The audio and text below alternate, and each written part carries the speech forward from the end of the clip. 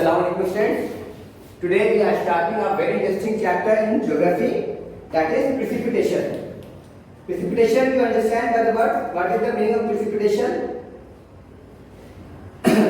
It is used in chemistry as well as geography. Precipitation मतलब कोई भी चीज नीचे की तरफ आता है, नीचे की तरफ आता है, उसको precipitation बोलते हैं नॉर्मल वर्ड में। अभी नीचे की तरफ क्या आता है ज्योग्राफी में, देखते हैं क्या आता है नीचे की तरफ। Let's begin our chapter. तो अभी देखो ये चैप्टर में नीचे की तरफ क्या क्या आता है वो चीज बता रहे। स्नो आता है, रेन आता है, हेल आता है, हिल पत्थर that is stone, snow stone, fog, due, Frost, acid rain, ये सब नीचे की तरफ आता है। तो ये सब के बारे में हम लोग आज कवर करेंगे। ओके, ये सब के बारे में पढ़ेंगे हम लोग। तो इजी चैप्टर, इंटरेस्टिंग है, लॉट्स ऑफ पिक्चर्स आते हैं। तो अभी आपको मालूम है कि 70.8% हमारे अर्थ सरफेस क्या है, फुल ऑफ वाटर। देखो ये जो ब्लू कलर ज्यादा दिख रहा है, अब ये ब्लू कलर क्या रिप्रेजेंट कर रहा है, वाटर, पानी रिप्रेजेंट कर रहा है हमारे अर्थ पे। अर्थ सरफेस पे 78.8% जो है पानी है, बाकी जो है वो जमीन है, लैंड है। तो ये पानी का प्रोसेस क्या हो रहा है, हमारे जमीन पे भी देखते हो बारिश आती है, सीजन अभी बारिश का सीजन चल रहा है। ये बारिश क्या होता है, अब इधर देखो सऊदी में पानी नहीं है, सहारा डेजर्ट पे पानी नहीं है, राजस्थान में वहां पे वाटर नहीं है। और इधर बारिश बहुत ज्यादा होता है, कोकन एरिया में पानी बहुत ज्यादा होती है। तो किसी एरिया में पानी बहुत ज्यादा होती है, किसी एरिया में पानी ना के बराबर हो रही है। तो इस तरह से अनइवन डिस्ट्रीब्यूशन है, ये अल्लाह ताला का निजाम है। इस गोज ऑन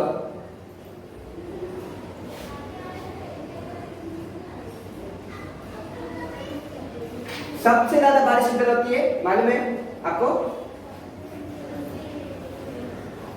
वीडियो के लास्ट में बताऊंगा, अभी आपके लिए टेस्ट है, आप बताओगे मुझे या व्हाट्सएप मैसेज करो कब किधर होती है। अभी देखते हैं कंडेंसेशन, यहाँ पे वर्ड लिखा, what the meaning of condensation. जो वाटर वेपर अरे पानी है, जब वो हीट ऑब्जर्व करता है, वाटर ऑब्जर्व किया हीट, तो उसका क्या होता है, चेंज हो जाता है फॉर्म। वाटर किसमें था, लिक्विड फॉर्म में था, और वो हीट ऑब्जर्व करता है, वो गैस फॉर्म में आ जाता है। तो ये जो चेंज हुआ इसको क्या बोलते हैं, इवापोरेशन। क्या बोलते हैं, evaporation, from liquid to gas. अब जब गैस से लिक्विड वापस में हो रहा है, गैस से लिक्विड वापस में कन्वर्ट हो रहा है, तो उसको क्या बोलते हैं, क्या बोलते हैं, कंडेंसेशन बोलते हैं। तो ये जो पानी पर भाप जो बोलते हैं हिंदी में, वाटर वेपर, वो अगर कंडेंस होगा और लिक्विड बनेगा तो उसको क्या बोलते हैं, कंडेंसेशन प्रोसेस को, और वो क्या होता है, लिक्विड फॉर्म में कन्वर्ट हो जाता है। गैस टू लिक्विड कन्वर्ट हो रहा है तो कंडेंसेशन होता है।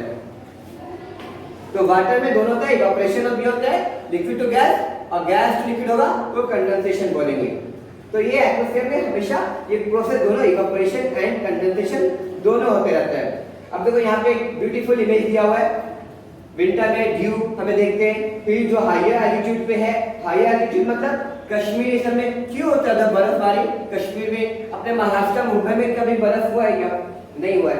ऐसा क्यों होता है? तो ये सब हम लोग सीखेंगे ये चैप्टर में। जो कितना खूबसूरत दिख रहा है, और लेकिन ये डिफिकल्टी है, जो वहाँ पे रहते हैं उनको ठंडे लगते हैं तो बोलते कि भाई हमें यहाँ से छुटकारा चाहिए। ये देखो कितना ज्यादा ठीक आज यहाँ पे इसको है, और ये ट्री पे देखो पूरा वाइट हो गया। तो ये सब ऐसा क्यों होता है, ये सब चैप्टर में हम लोग कवर करने वाले।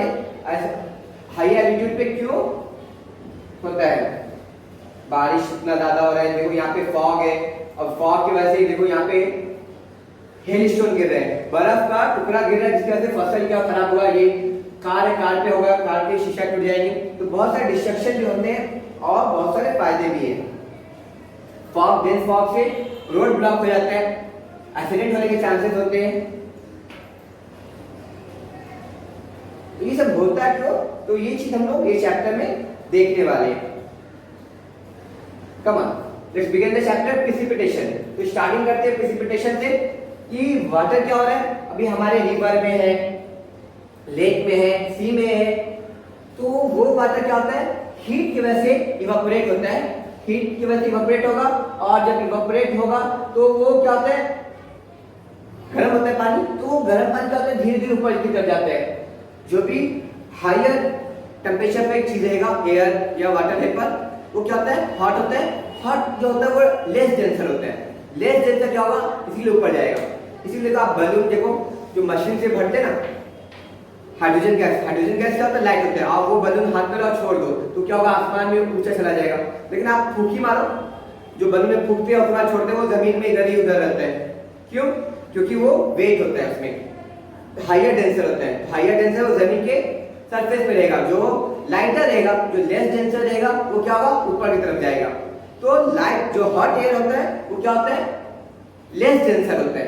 और जो कोल्ड एयर होता है वो क्या होता है, मोर डेंसर होता है। तो मोर डेंसर कोल्ड एयर क्या होगा, नीचे रहेगा, और हॉट एयर क्या होगा, ऊपर की तरफ आएगा। तो ये वाटर वेपर जब कन्वर्ट होता है वाटर वेपर में, तो क्या होता है, इवेपोरेट होता है और ये ऊपर की तरफ जाता है। जैसे जैसे ऊपर की तरफ जाता है तो एक और प्रोसेस है कि जैसे जैसे हम लोग हायर एल्टीट्यूड पे जा रहे हैं, एल्टीट्यूड मींस हाइट, जैसे जैसे ऊंचा हम लोग जा रहे हैं तो क्या हो रहा है, टेम्परेचर क्या हो रहा है, डिक्रीज होना स्टार्ट होता है, डिक्रीज होगा। तो इसीलिए देखो कश्मीर में क्या है, वहां पे बर्फ होती है, क्योंकि कश्मीर क्या है, हिली एरिया है, वहां पे ऊंचा एरिया है, वहां पे स्नोफॉल होता है, वहां पे टेम्परेचर कम है, इसीलिए पहाड़ पे बर्फ जमता है। पहाड़ है ना, पहाड़ पे बर्फ क्यों होता है, क्योंकि ये एल्टीट्यूड बहुत ज्यादा है, ऊंचा है। अब यहाँ पे ऊंचा है तो यहाँ पे टेम्परेचर कम हो जाता है, यहाँ पे उसके फुट हिल पे टेम्परेचर ज्यादा रहता है, तो यहाँ पे बर्फ होता है, यहाँ पे बर्फ नहीं होता है। अब माथेरान जाओ तो वहां पे टेम्परेचर कम रहेगा, अब महाबलेश्वर जाओ टेम्परेचर कम रहेगा, क्यों, हिली एरिया, ऊंचा एरिया। और ये कोकन एरिया अपना मुंबई प्लेन एरिया, यहाँ पे टेम्परेचर ज्यादा रहता है। तो जैसे जैसे ये जो पानी है वेपर बन के ऊपर की तरफ जा रहा तो क्या हो रहा है, कंडेंस होना स्टार्ट हो जाता है। तो क्या होता है, कंडेंस होता है, और डस्ट पार्टिकल भी बहुत सारे हैं हमारे एटमॉस्फेयर में। तो डस्ट पार्टिकल और ये जो वाटर जो कंडेंस हो जाता है, और बहुत ज्यादा हाइट पे गया ना तो क्या होता है, वो आइस भी बन जाते हैं। बहुत ज्यादा हाइट पे गया तो आइस बन जाएंगे। तो नॉर्मल लेवल पे क्या है, जब वो कंडेंस हो रहा है, वाटर वेपर बन रहा है, सॉरी वाटर बन रहा है, और डस्ट पार्टिकल में मिलके क्या होता है, ये क्लाउड बनाते हैं। इस तरह से ये क्लाउड बनाते हैं। अब ये क्लाउड का पार्टिकल क्या होता है, हैवी होते होते क्या होता है, वो पानी नीचे की तरफ गिरना स्टार्ट हो जाते हैं। इस तरह से जिसको हम लोग रेनफॉल बोलते हैं। तो नीचे की तरफ हो रहा है, इसलिए यहाँ पे वर्ड यूज है प्रेसिपिटेशन। तो प्रेसिपिटेशन, रेनफॉल, स्नोफॉल और हेल स्टोन के फॉर्म में हमें दिखता है। स्नो देखते हैं, स्नो कब होता है, जब टेम्परेचर बहुत ज्यादा क्या हो गया, डिक्रीज हो गया। हमारे आसपास का टेम्परेचर बहुत ज्यादा डिक्रीज हो गया, तो जो एयर में वाटर वेपर है वो क्या होता है, कन्वर्ट हो जाता है, किसमें, स्नो में कन्वर्ट होता है, सॉलिड फॉर्म में कन्वर्ट हो जाता है, जिसको सॉलिडिफिकेशन बोलते हैं। तो ये टेम्परेचर माइनस भी जब चला जाएगा तो एयर में जो वाटर वेपर था वो क्या हो रहा है, वो कन्वर्ट हो गया आइस में, स्नो में, और वो क्या हो रहा है, एक्यूमुलेट होने लगा हमारे सरफेस पे। देखते हैं हमें हर जगह पे स्नोफॉल हो रहा है, जैसे ये यहाँ पे दिख रहा है। अब ये स्नो क्या होता है हमारे, अब आइस और स्नो में क्या डिफरेंस है, ये स्नो जब एक्यूमुलेट हो रहा है वो बहुत ज्यादा हैवी हो जाता है, तो वो सारे क्या होते हैं, एक साथ आके क्या होते हैं, बनते हैं, आइस बन जाते हैं। बहुत ज्यादा स्नो आ गया, अब वो प्रेशर के थ्रू एक दूसरे से एक्यूमुलेट होके सॉलिड बन जाते हैं, और वो क्या करते हैं, उसको आइस करते हैं। तो आइस क्या है, सॉलिडिफाइड है, हार्ड है। स्नो क्या होता है, सॉफ्ट होता है। अगर आइस से किसी को सर पे मारेंगे तो सर क्या होगा, आपको पता ही चलेगा क्या होगा। तो आइस से मारेंगे तो आइस देखो बहुत से फिल्म में दिखाते हैं, ऐसा आइस गोला बनाते हैं और उसके बाद मारते तो चोट नहीं लगते, एंजॉय करते, गेम खेलते। लेकिन आइस से नहीं मार सकते, स्नो से मार सकते हैं हम लोग, क्योंकि स्नो क्या होता है, सॉफ्ट होता है, पाउडर फॉर्म में होता है, और आइस क्या होता है, हार्ड होता है, टफ होता है, उससे चोट लगती है। तो ये स्नो का लेयर क्या होता है, बनते रहता है। और ये कहां पे ज्यादा होता है, जहां पे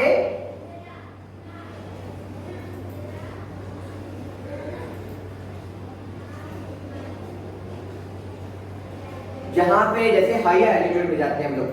अभी इंडिया कौन से लैटिट्यूड पे है, ये ट्रॉपिकल एरिया, इक्वेटर है, ट्रॉपिकल एरिया है, टेम्परेट एरिया है। तो इक्वेटोरियल एरिया में साल का 12 महीने क्या होता है, गर्मी होता है, तो वहां पे स्नोफॉल नहीं होती है। ये ट्रॉपिकल एरिया में कहां पे होती है, जहां पे हाई एल्टीट्यूड है, जहां पे पहाड़ है, जैसे है ना हमारा माउंट एवरेस्ट है, तो वहां पे क्या होता है, बर्फ जमती है हाई एल्टीट्यूड पे।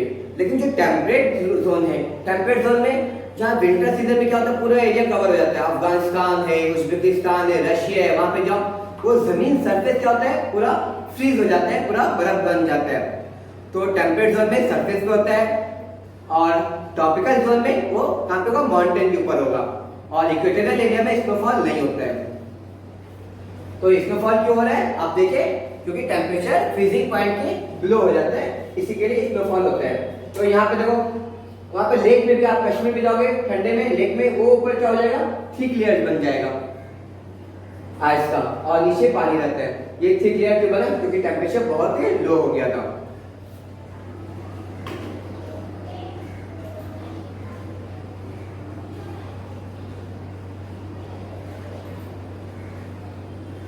The thickness of the snow over here, ये डिपॉजिटेड हो रहा है। अब ये डिपॉजिटेड होके क्या होता है, आइस में कन्वर्ट हो जाता है। अब इसमें बहुत सारे कम्युनिकेशन सिस्टम, ट्रांसपोर्ट सिस्टम में, रोड और जो हाईवे है, रशिया, अफगानिस्तान, ये सब में पूरे हाईवे क्या होता है, पूरे बाइक हो जाते हैं। तो उसको बार बार क्या करते हैं, मशीन हटाने पड़ते हैं वहाँ के म्यूनिसिपैलिटी। जैसे यहाँ पे पानी में क्या होता है, बारिश होती है तो पानी को हटाने पड़ता है बोतल लगा के, वहाँ पे क्या होता है, स्नो को हटाने पड़ता है। कनाडा में भी ऐसा होता है।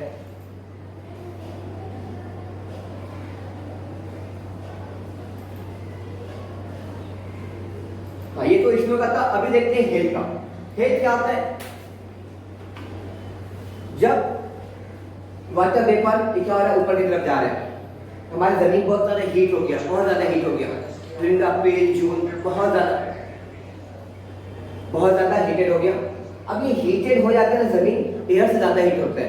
आप मालूम, आप जब मई जून में आप अपने टेरेस पे जाओ और क्या करो, अपना कीटो निकाल लो, नंगे पैर जाओ, तो आपको देखो आपको झटका लगेगा पैर में, आपका पैर बहुत ज्यादा हीटेड हो जाएगा, हीट शॉक लगेगा। लेकिन सरफेस पे नहीं लग रहा है, हमारे चेहरे पे नहीं लग रहा है, हाथ पे नहीं लग रहा है, अब तो टेरिस पे पूरा बदन है, तो सिर्फ पैर में क्यों लग रहा है, क्योंकि हीट ज्यादा ऑब्जर्व सरफेस, और सरफेस क्या करता है, ज्यादा हीट ऑब्जर्व करता है। इसलिए आप राजस्थान में अगर नंगे पैर जाओ, या जो उमरा पे जाते हैं अगर नंगे पैर जाते हैं, तो उनका पैर जल जाता है, लेकिन बदन, चेहरा नहीं जलता उतना, पैर ज्यादा तकलीफ होती है। क्यों, क्योंकि हीट क्या होता है, ऑब्जर्व बाय सरफेस, ज्यादा ऑब्जर्व होता है। तो ये जब एयर फ्लो होता है, एयर जब अर्थ सरफेस को टच करता है, एयर जब अर्थ सरफेस को टच कर रहा था, तो वो एयर में क्या होगा, बहुत ज्यादा हीटेड होगा। अब मैंने क्या बताया, हीटेड एयर क्या होता है, लाइट हो जाता है, हल्का हो जाता है, लेस डेंसर हो जाता है। तो ये light air, less denser air, ये क्या होगा, आसमान में ऊपर की तरफ जाएगा। अब ये एयर में क्या भी था, वाटर वेपर भी था, वाटर वेपर भी था, है ना। आप पानी गर्म करते तो भाप निकलता ना, वो भाप देखो कितना गर्म होता है, इसलिए ऊपर की तरफ जाता है वो भाप। तो वो भाप बेटा वाटर वेपर वो क्या हो रहा है, आसमान में ऊपर की तरफ जा रहा है, है ना, और नीचे से गर्म हवा ऊपर की तरफ और ठेल रहा है उसको, कि बहुत ज्यादा ऊंचा जाता है। कि जब ऊंचा जाते रहते हैं तो क्या होता है, टेम्परेचर लो होने लगता है, और वो क्या होता है, आइस बन जाता है। ये आइस बन जाता है, फिर वो आइस बन के नीचे की तरफ आएगा, फिर ये एयर क्या करता है, उसको और ऊपर पुश करता है, नीचे का एयर लाइट एयर था, इसको पुश करता है ऊपर की तरफ। ये फिर जो आइस नीचे की तरफ गिर रहा था, ये एयर को पुश करने के बाद ये और ऊपर जाता है, फिर वो आइस करता है और बड़ा साइज बन जाता है, फिर से नीचे आगे की तरफ आता है, फिर जो वर्टिकल एयर है ये वापस उसको पुश करता है, फिर वो उसी और बहुत ज्यादा हैवी हो जाता है, बहुत बड़े साइज में बन जाता है, फिर वो नीचे आता है ड्यू टू ग्रेविटी। वो नीचे आते आते क्या होता है, अब इतना ज्यादा बड़ा हो जाता है कि ये जो वर्टिकल करंट एयर है ये उसको पुश नहीं कर सकता है, तो वो आज हमें नीचे आते दिखते हैं। वो नीचे आते आते क्या होता है, वो मेल्ट भी हो रहा है, क्योंकि वो यहाँ पे टेम्परेचर ज्यादा है, मेल्ट हो रहा है, और अर्थ सरफेस पे हमें आइस के टुकड़े दिखते हैं, जिसको बोलते हैं हेल स्टोन बोलते हैं हम। बर्फबारी हो रही है, ये गर्मी के टाइम में ज्यादा होती है, और दिस इज वेरी डेंजरस, क्योंकि हमें अगर ऐसा सिचुएशन में हम लोग फंस गए तो हम लोग क्या करेंगे, हमारे को चोट लगेगा, कार ब्रेकर्स ये सब तो क्या होता है, डिस्ट्रॉय हो जाता है ड्यू टू हेल स्टॉर्म।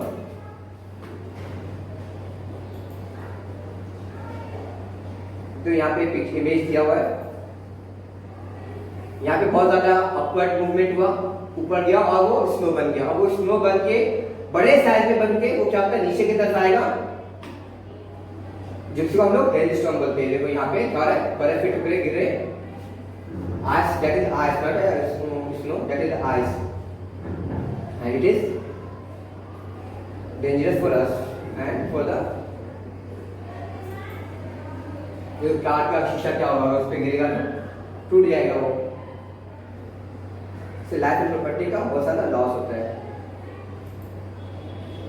अब ये हेल स्टॉर्म होता है किधर, ये इक्वेटोरियल एरिया में नहीं होता है। क्यों? क्योंकि हीट बहुत ज्यादा होता है, हीट बहुत ज्यादा होता है और ह्यूमिडिटी भी बहुत ज्यादा होती है इक्वेटोरियल रीजन में। तो वहां पे इतना वर्टिकल करंट उठता ही नहीं है, वर्टिकल करंट इतना ज्यादा ऊपर जाता ही नहीं कि वो क्या करेगा, अगर ऊपर स्नो भी बना, आइस भी बना, तो वो क्या होता है, वर्टिकल करंट इतना स्ट्रांग नहीं होता कि उसको ऊपर पुश करे। वो स्नो गिरते गिरते क्या होता है, मेल्ट हो जाता है और पानी की तरह फॉर्म में हमें दिखता है वो। तो इक्वेटोरियल एरिया में नहीं होता है, ट्रॉपिकल एरिया में होते हैं और टेम्परेट रीजन में ये ज्यादा होता है, टेम्परेट रीजन में सबसे ज्यादा होता है। और इक्वेटोरियल रीजन में जैसे इंडिया इक्वेटोरियल रीजन है, temperate sorry tropical region India, यहाँ पे हेल स्टॉर्म हमें कभी कभी दिखती है। जो इक्वेटोरियल रीजन है जैसे यहाँ पे इंडोनेशिया है, कांगो है, ब्राजील है, यहाँ पे ये नहीं होती है।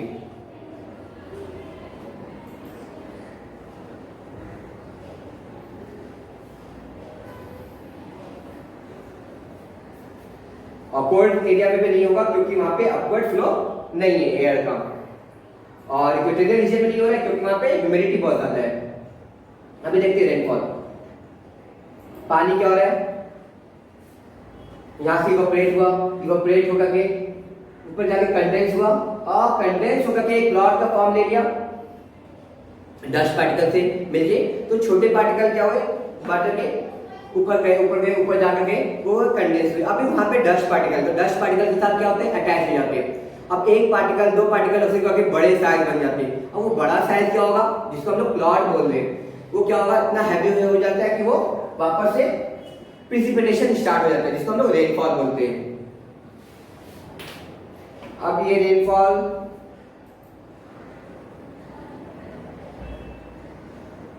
यहाँ पे लिखा temperature of air and water vapour reduce when we go higher up. तो हायर अप में क्या हो रहा है, कंडेंसेशन हो रहा है, क्यों, टेम्परेचर वहां पे कम हो गया। Cloud are form when condensed water droplet and dust particle accumulate each other. तो ये हमें रेनफॉल में दिखता है। इन इक्वेटोरियल रीजन में क्या होता है, यहाँ पे इक्वेटोरियल एरिया अर्थ का सबसे गर्म एरिया होता है, सबसे हीटेड एरिया होता है। अब वहां पे क्या होता है कि डेली बेसिस पे वाटर क्या हो रहा है, इवेपोरेट हो रहा है, वाटर वेपर बन रहा है और वाटर वेपर इतना ज्यादा बनता है कि वो क्या होता है, क्लाउड बनाते हैं। अब क्लाउड इतना ज्यादा बड़ा हो जाता है कि फौरन क्या हो रहा है, बारिश भी होता है। मतलब सुबह में सनराइज हुआ, अब वो हीट हो रहा है 11 AM हुआ, 12 हो गया, नून हो गया, 1 PM हो गया, तो वाटर वेपर बन रहा है। तो अब क्या, क्लाउड बनना स्टार्ट हो गया। अब 2 बजे के बाद से क्या हो रहा है, इतना ज्यादा क्लाउड हो गया कि वो अब 2-3 बजे क्या हो रहा है, बारिश होना स्टार्ट होता है। तो डेली बारिश हो रही है, डेली इवेपोरेशन हो रही है और डेली रात में भी क्या होता है, सिचुएशन ठंडी हो जाती है। तो ये इक्वेटोरियल रीजन का कैरेक्टरिस्टिक है हीट की वजह से। तो इस तरह की जो रेनफॉल को क्या बोलते हैं, कन्वेंशनल रेनफॉल बोलते हैं। तो due to excess heat water vapour daily evaporate हो रहा है बहुत ज्यादा क्वांटिटी में, कंडेंस हो रहा है, क्लाउड बन रहा है और वापस से क्या हो रहा है, प्रिसिपिटेशन स्टार्ट हो जा रहा है। तो इस तरह के रेनफॉल को क्या बोलते हैं, कन्वेंशनल रेनफॉल। और ये सिर्फ इक्वेटोरियल एरिया में होता है जहाँ पे बहुत ज्यादा हीट होता है और पानी भी जहाँ पे बहुत ज्यादा अवेलेबल है वहां पे होता है। और ये वर्ल्ड के स्मॉल पोर्शन में ही हो रहा है, क्योंकि दुनिया में दूसरी जगह पे क्या हो रहा है, दूसरे टाइप का रेनफॉल होता है।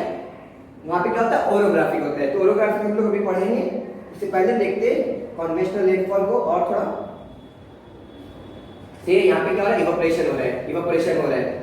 अब ये इवेपोरेशन होगा के क्या हो रहा है, ये लाइटर होगा क्योंकि इवेपोरेटेड क्या होता है, हीटेड होता है, हॉट होता है। तो ये ऊपर जाके क्या होगा, कूल हो जाएगा। कूल होने के बाद वापस से मॉइस्चर, जैसे कूल हो जाएगा तो मॉइस्चर होल्डिंग कैपेसिटी क्या होता है, एयर का कम हो जाता है। मॉइस्चर होल्डिंग कैपेसिटी मतलब कि देखो ठंडे में क्या होता है, आपके कपड़े नहीं सूखते, घर में फौरन सूख जाते हैं। तो ऐसा क्यों होता है, क्योंकि ठंडे में क्या होता है, पानी होल्ड करने की कैपेसिटी ऑलरेडी कम रहता है और गर्मी में बहुत ज्यादा होता है। तो ये जो वाटर ऊपर जा रहा है, कंडेंस हो रहा है, तो कंडेंस होने के बाद क्या होता है कि वो बहुत ज्यादा एयर तो होल्ड नहीं कर सकता, टेम्परेचर कम हो गया तो कंडेंस हो जा रहा है। अब कंडेंस होने के बाद क्या होगा, वो फॉल डाउन होगा।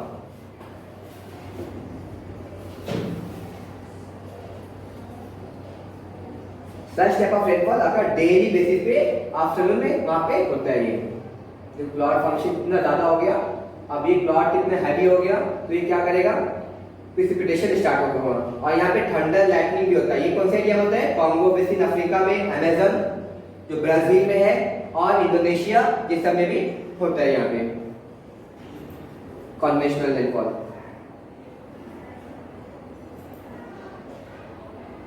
अभी ओरोग्राफिक देखते हैं सेकंड पार्ट। ओरोग्राफी में देखो यहाँ पे क्या है, शो कर रहा है।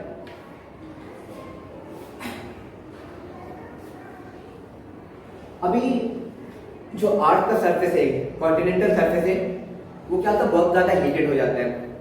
तो विंड किधर से ब्लो होता है, तो from the sea toward the land blow होता है, toward the subcontinent blow होना स्टार्ट होता है। अब ये जो विंड ब्लो हो रहा है तो उसके साथ क्या कैरी करते हैं, वाटर वेपर भी कैरी करते हैं, क्लाउड होते हैं, क्योंकि समुद्र से क्या हो रहा है, इवेपोरेशन हो रहा है, इवेपोरेशन से कंडेंसेशन हो रहा है, कंडेंसेशन से वो क्लाउड बन रहा है। अब ये विंड के साथ साथ क्या हो रहा है, इधर फ्लो हो रहा है, किधर, टुवर्ड द लैंड, क्योंकि वहां पे लो प्रेशर एरिया है।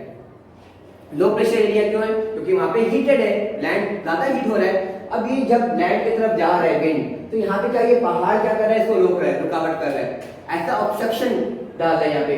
तो ये क्या होगा, ये विंड क्या करेगा, इधर बारिश ज्यादा कर देगा, ये पहाड़ की ये साइड एरिया में, जिसको हम लोग बोलते हैं विंडवर्ड साइड बोलते हैं। क्या बोलते हैं, विंडवर्ड साइड। तो ये एरिया में बहुत ज्यादा रेनफॉल होता है ना।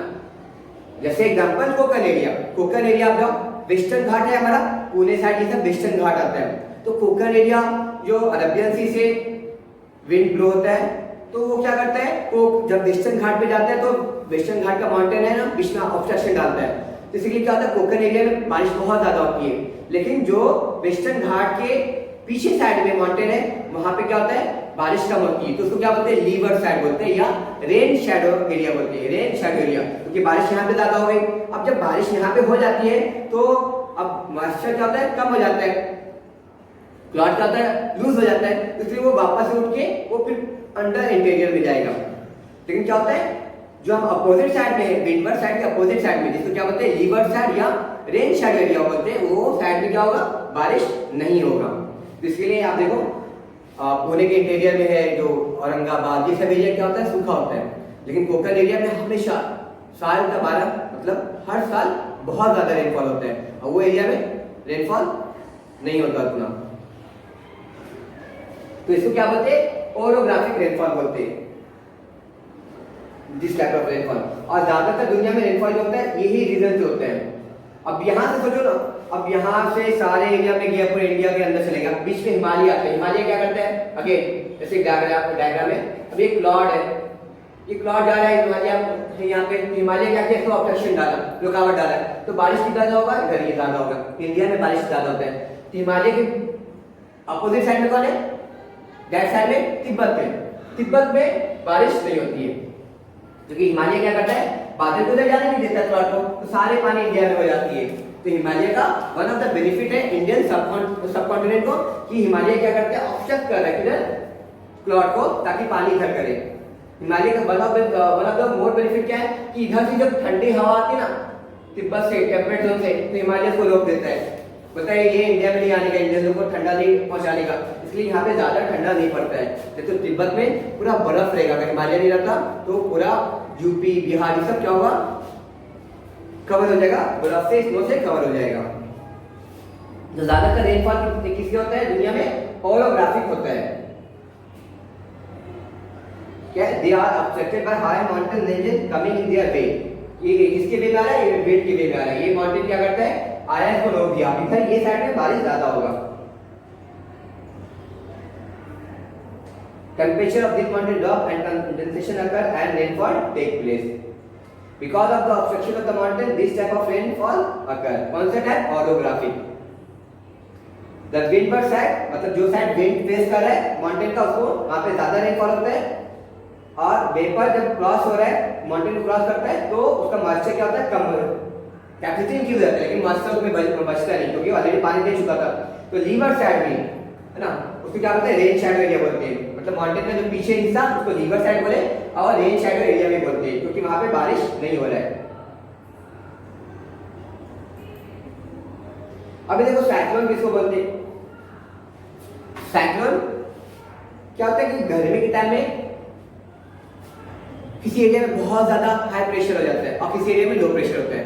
जो ये एरिया है, लैंड एरिया है, जमीन एरिया, वहां पे बहुत ज्यादा हीट हो रहा है, हीट हो रहा है, हीट हो रहा है, तो ये जो एयर है वो क्या हो रहा है, हीट होने की वजह से इवेपोरेट हो जा रहे हैं। अब इवेपोरेट हो जा रहे हैं तो क्या हो रहा है, नीचे लो प्रेशर एरिया क्रिएट हो जा रहा है, यहाँ पे एयर का क्वांटिटी कम हो जाता है। अब दूसरे एरिया में जहाँ पे एयर की क्वांटिटी बहुत ज्यादा है तो वो क्या करेगा, उधर से आएगा, इसको प्रेशर को क्या करने के, इक्वलाइज करने के लिए आएगा। तो ये कंडीशन है साइक्लोन का। तो साइक्लोन ज्यादातर इसमें होता है, सी में होता है टोटली। तो एक एरिया में क्या हुआ, कोस्टल एरिया में, और ज्यादातर कोस्टल एरिया में होता है साइक्लोन। तो कोस्टल एरिया में क्या हुआ, लो प्रेशर हो गया। अजान हो रहा है, मैं पॉज कर रहा हूँ, आफ्टरवर्ड स्टार्ट करते हैं।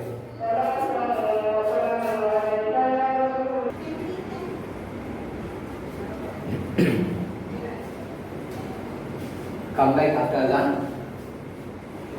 तो हम लोग ये पढ़ रहे थे साइक्लोन के बारे में कि हाई प्रेशर और लो प्रेशर की वजह से साइक्लोन होता है। जो एरिया में लो प्रेशर होता है कोस्टल एरिया में, ड्यू टू एक्सेस हीट हो रहा है, एयर क्या हो रहा है, ऊपर की तरफ घूम जा रहा है, ऊपर की तरफ मूव हो रहा है, तो नीचे क्या होता है, लो प्रेशर होता है। अब वो क्या होगा, हाई प्रेशर का जो एरिया रहेगा वो एयर क्या करेगा, लो प्रेशर की तरफ मूव होगा, जो सेंटर अपना क्या बनता है, साइक्लोन का सेंटर बन जाता है। अब ये साइक्लोन जिस वजह से क्रिएट होती है, हाई प्रेशर का एरिया क्या हुआ, अब वो क्या रहा है, जो हाई प्रेशर से आ रहे हैं बहुत स्पीड में, वो क्या करता है, अपने साथ बहुत ज्यादा क्या लेके आता है, वाटर वेपर लेके आ रहा है, वाटर लेके आ रहा है, बहुत ज्यादा पानी लेके आ रहा है। इसकी वजह से क्या होता है, जो एरिया में साइक्लोन होता है वहां पे बारिश बहुत ज्यादा होती है। अलग से कभी बार तो मैं इंशाल्लाह वीडियो दिखाता हूँ साइक्लोन का, और इट्स हैपन इन डिटेल।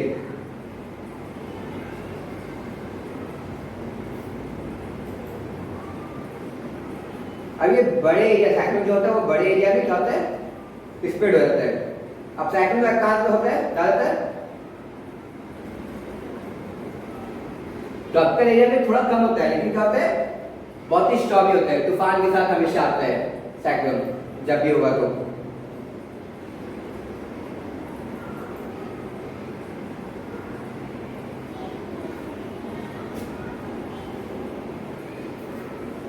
अब यहां पे क्या लिखा हुआ कि ओरोग्राफिक रेनफॉल क्या होता है, ज्यादा है कन्वेंशनल रेनफॉल से। कन्वेंशनल रेनफॉल इसी इक्वेटोरियल एरिया में क्या कर रहा है, रेनफॉल दे रहा है। ओरोग्राफिक एरिया क्या कर रहा है, बड़े एरिया में रेनफॉल देते हैं।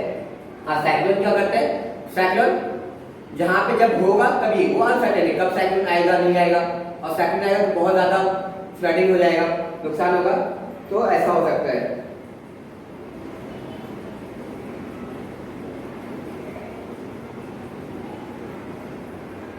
रेन गर्ज के बारे में देखते हैं।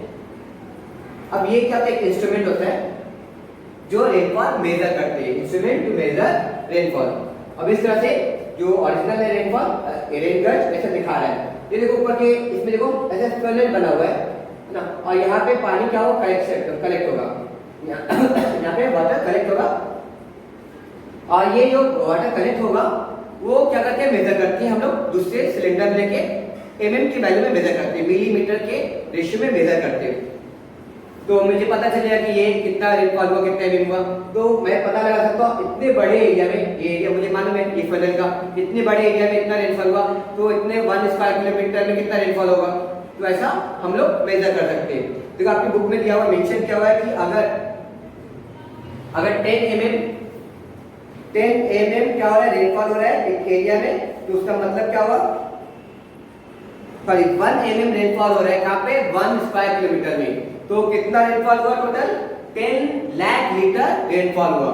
1 mm तो जितना रेनफॉल हो रहा है, एक है ना, एक गाइड में दिखा रहा है, और 1 स्क्वायर किलोमीटर में अगर टोटल पानी का कंटेंट देखेंगे तो कितना हुआ, 10 लाख लीटर हो रहा है।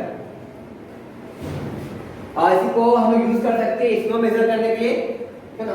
कैसे यूज कर सकते हैं, जो स्नो इसमें आया, कलेक्ट हुआ लेयर, अब देखो कितना स्नो कलेक्ट हुआ, अब वो स्नो को क्या करते हैं, मेल्ट करते हैं केयरफुली, उसको कन्वर्ट करते हैं वाटर में, और देखते हैं इतना mm हुआ।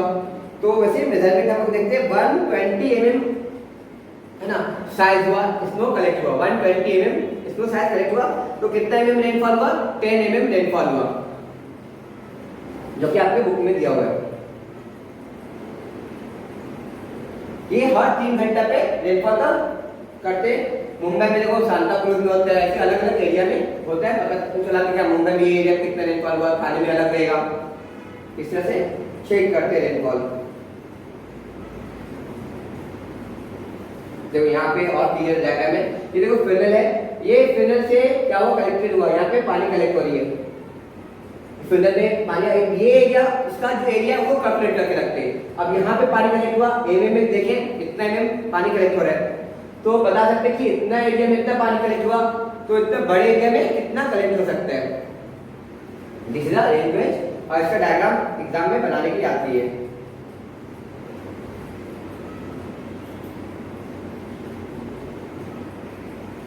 ये मिलीमीटर में इसको चेक करते हैं, तो different type of rain gauge is shown.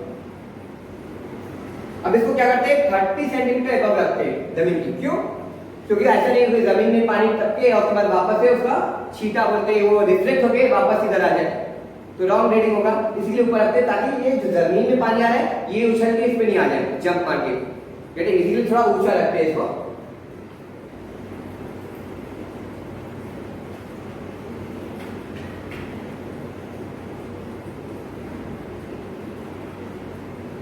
अभी देखिए word fog, due and Frost, ये 3 फैक्टर। देखो यहाँ पे ये सुबह के टाइम में ऐसा धुंधला जैसा लगता है, और ज्यादातर विंटर सीजन में होता है ऐसा, उसको लोग कोहरा बोलते हैं, और दूसरे किसी एरिया में कुहासा बोलते हैं, कोहरा, ये इंग्लिश में फॉग बोलते हैं। ओके, हमें क्लियरली दिखाई नहीं देता है। तो देखो यहाँ पर देखो आपको सन देखो क्लियर दिखाई नहीं दे रहा था, यहाँ पे लग रहा है कुछ आसमान में धुआं धुआं जैसा है, ये ठंडे के टाइम में होता है। What is that actually, this is fog. ये होता कैसे, अभी क्या टेम्परेचर बहुत ही कम हो गया, विंटर में टेम्परेचर कम हो जाता है। अब टेम्परेचर कम हो गया तो एयर में जो वाटर वेपर थे ना वो क्या होते हैं, टाइनी ड्रॉपलेट में कन्वर्ट हो गए, टाइनी माइक्रोस्कोपिक एकदम छोटे पार्टिकल में कन्वर्ट हो गए ना।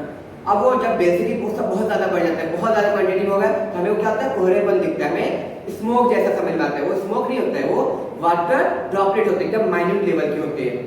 क्यों हुए, वाटर में सॉरी एयर में जो वाटर वेपर था गैस, वो क्या हो कन्वर्ट हो गया, कंडेंस हो गया, किसमें, वाटर ड्रॉपलेट में, स्मॉल में, उसको हम लोग फॉग बोलते हैं। This is the fog. इससे क्या होता है, ट्रेन पे जाते तो सिग्नल नहीं दिखता, बस एक दूसरे हाईवे पे बस है, दूसरा बस कितना दूर है हमें पता नहीं चलेगा, तो एक्सीडेंट होने का चांस बहुत ज्यादा होता है अगर फॉग ऐसा रहा तो। Mostly occur in early morning और विंटर सीजन। देखो यहाँ पे एकदम सूरज का अक्षी कैसा दिख रहा है, एकदम ये दिख रहा है, ये जंगल दिख नहीं पा रहा है, ये सूरज भी दिख नहीं पा रहा है, दिस इज द फॉग। देखो यहाँ पे सूरज एकदम धुंधला जैसा दिख रहा है ना, ये फॉग की वजह से ऐसा हो रहा है। माइक्रोस्कोपिक वाटर पार्टिकल है, याद रखना। अब ये डेंसिटी बहुत ज्यादा हो जाता है उसका, तो उसका में ऐसा दिखता है। देखो यहाँ पे क्लियरिटी नहीं दिख रही है। अब ये देखो यहाँ पे, अब ये क्या दूसरा चीज है, यहाँ पे देखो वाटर ड्रॉपलेट दिख रहा है, this the glass but water droplet is there, जिसको हम लोग हिंदी में बोलते हैं शबनम, शबनम है। And is very beautiful. हम जब सुबह में ग्रास में मॉर्निंग वॉक जाते हैं तो हमारे जूते गीले हो जाते हैं, अगर नंगे पैर है तो पैर गीला हो जाता है, तो शबनम बोलते हैं, शबनम की वजह से। ये क्या होता है, क्यों होता है कि जब वाटर कंडेंस हुआ था एयर में, है ना, और या सरफेस सपोज ये अपना ग्लास का सरफेस जो है ना कूल हो गया, ठंडा हो गया, तो water vapour that is gas, वो जा रहा है, जब टच करेगा इसको तो क्या होगा, कंडेंस हो जाएगा। जब कंडेंस हो जाएगा तो क्या होता है, वो लिक्विड फॉर्म में बन जाता है, जिसको हम लोग वाटर ड्रॉपलेट देखते हैं। आप देखो कभी ठंडा पिए कोल्ड ड्रिंक का बॉटल को 2 मिनट के लिए आप बाहर निकाल कर रखो फ्रिज में, तो उसके बाहर सरफेस पे, है ना, कोल्ड ड्रिंक के बाहर की सरफेस पे क्या होता है, ड्रॉपलेट जब बनना स्टार्ट होते हैं, ड्रॉपलेट बन जाते हैं। वो बाहर में कैसे आया पानी, पानी ऐसे आया कि हवा में क्या था, वाटर वेपर था। जब वाटर वेपर टच किया कोल्ड ड्रिंक के बॉटल को तो उसका क्या हुआ, टेम्परेचर लो हो गया। टेम्परेचर लो हो गया मतलब वो कंडेंस हो गया, गैस था वो लिक्विड फॉर्म में बन गया, तो इसलिए हमें डॉट डॉट दिखते हैं हमेशा। तो वही चीज यहाँ पे भी हो रहा है, ये ग्लास का सरफेस क्या होता है, एकदम कूल हो गया है, ठंडे में। अब ये क्या होता है कि जब एयर वाटर वेपर को टच करेगा तो क्या होगा, कंडेंस हो जाएगा और इसमें एक्यूमुलेट हो जाएगा, जिसको हम लोग ड्यू बोलते हैं या शबनम बोलते हैं। And this is beneficial for plant as well as different organism also.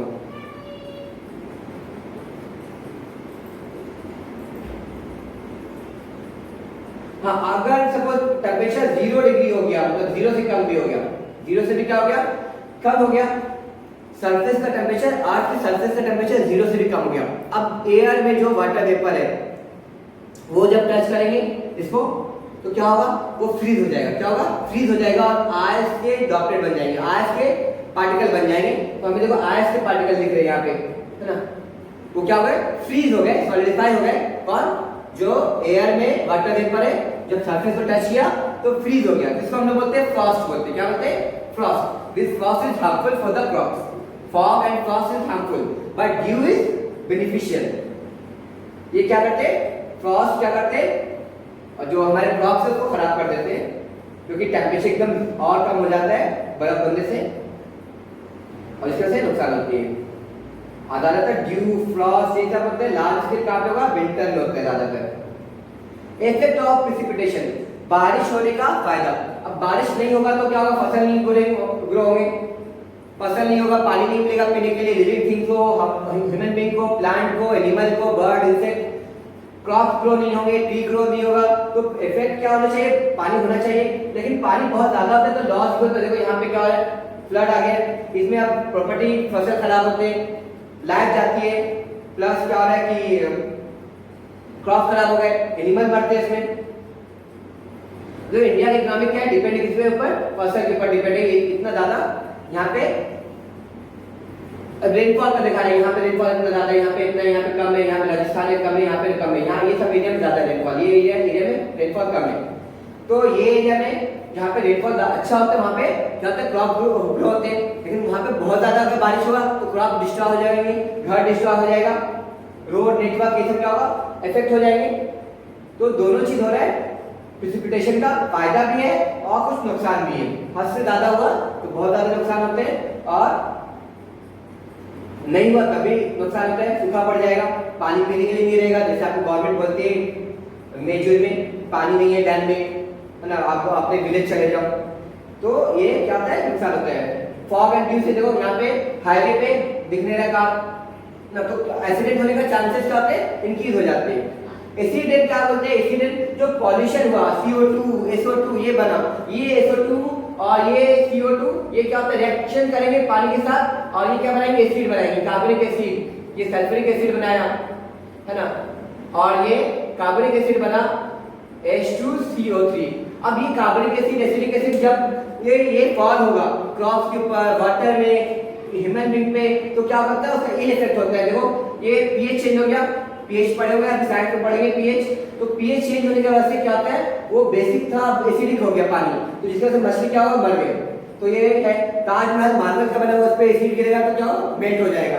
तो बिल्डिंग, ब्रिजेस लोहे के होते हैं, आयरन के होते हैं, तो वो आयरन क्या होगा, मेल्ट होना स्टार्ट होगा अगर एसिड रेन होगा तो।